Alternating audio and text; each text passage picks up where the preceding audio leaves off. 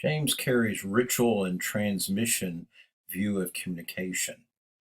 The first view, which we're probably it's the newer view of communication, which we're probably the most familiar with, is the idea of transmitting information from sender to receiver. Idea of communication as being pretty much a linear process. And we can think about reading the newspaper, in which reading a newspaper, we survey the world, we find out what's happening around the world, regionally, locally. We find out information like sports scores, information on celebrities, politicians. James Carey's other view of communication, which is a much older one because it goes back to religion and religious practices, the idea of communication is the sharing of beliefs and values among members of a culture. Like, for instance, if we're reading a newspaper, certainly you're getting information, but you're also um, attending to a world with familiar dramatic conflicts between political parties, between local interest. You're essentially reaffirming a lot of beliefs that make up your culture. And so this ritual view of communication acknowledges that communication um, plays a strong role in terms of forming culture.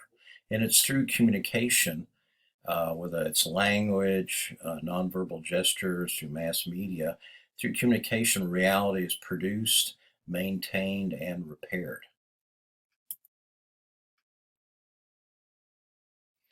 Mass media play a role in terms of communicating these shared beliefs.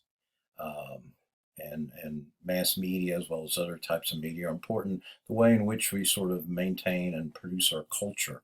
And when there are times of great trauma to a country, such as like in 9/11, then the U.S. Mass media play a role in trying to make sense of what happened.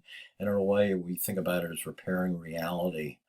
Uh, Media also play a role in cultural transformation over time. We think about the way in which the role of women and minorities or social norms have changed over time. Here's like an early advertisement for the Bell telephone system. We probably women and children certainly wouldn't be dressed the same way, and the norms have certainly changed since the 1950s.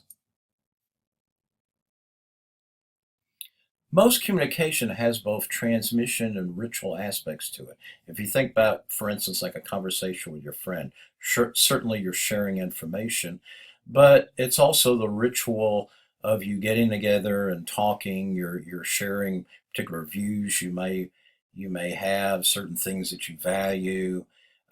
Just the act of getting together, and even if you're doing it over social media, beyond just transmitting information, there's also that ritualistic aspect too.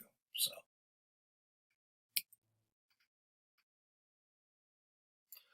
what does Marshall McLuhan, who is a Canadian communication theorist, mean when he says the medium is the message?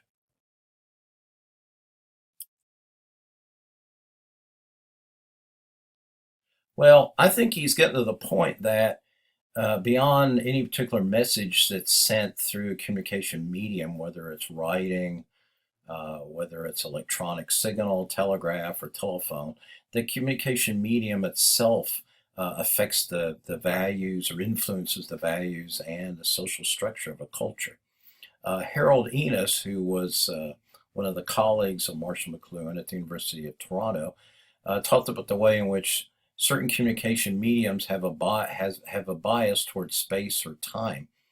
Cultures that have uh, writing on stone that build structures such as pyramids, or later on we have the medieval church with scribal culture, early medieval church, tended to have a bias towards time of tradition being the more important values. Cultures that are part of like the printing press, electronic media, have a bias towards space because through printed material, through electronic signals being sent across space, like with a telegraph or telephone or television, they have a bias towards centralizing and mobilizing. And it's one of the ways in which countries are tied together spatially is through electronic and print media.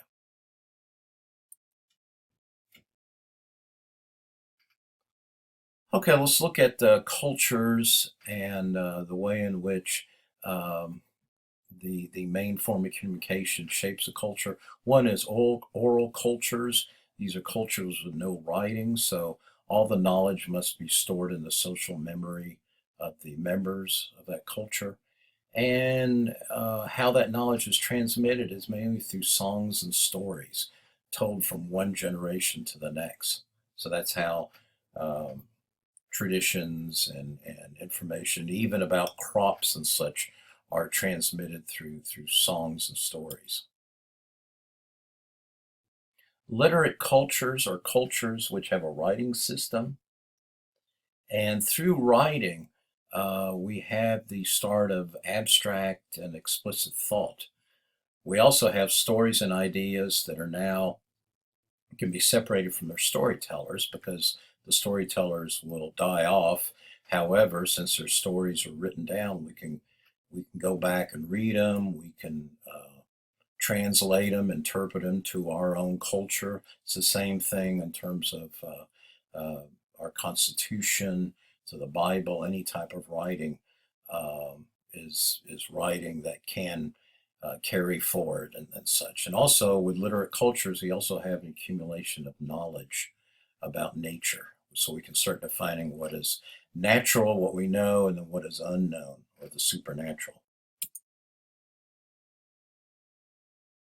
Early writing literate culture was in the early Middle Ages was scribal culture, in which monks and priests mainly wrote on vellum or stretched out animal skin, and much of the knowledge was stored and controlled by the church. Unfortunately, this was a perishable form of knowledge because once the scribal materials were destroyed, then the knowledge was lost. Then in print culture, we have, thanks to Gutenberg and others that played a role in it with movable type, we have the sharing of knowledge. We have writing makes knowledge much more democratic. It can be shared. Many books can be printed. Bibles can be printed in vernacular in the language of the people. We also have, thanks to the printing press and this greater dissemination of knowledge and ideas, led to the Italian Renaissance in the 16th century, the Protestant Reformation, and scientific revolutions. In our own culture, one of the dominant forms of communication is electronic communication, probably starting with the telegraph in the midpoint of the 19th century, but certainly now we've moved into other forms of media, electronic media such as the television, internet. We have we have governments and corporations being able to send information across the great distances. There's more centralizing. There's more of an idea of social control.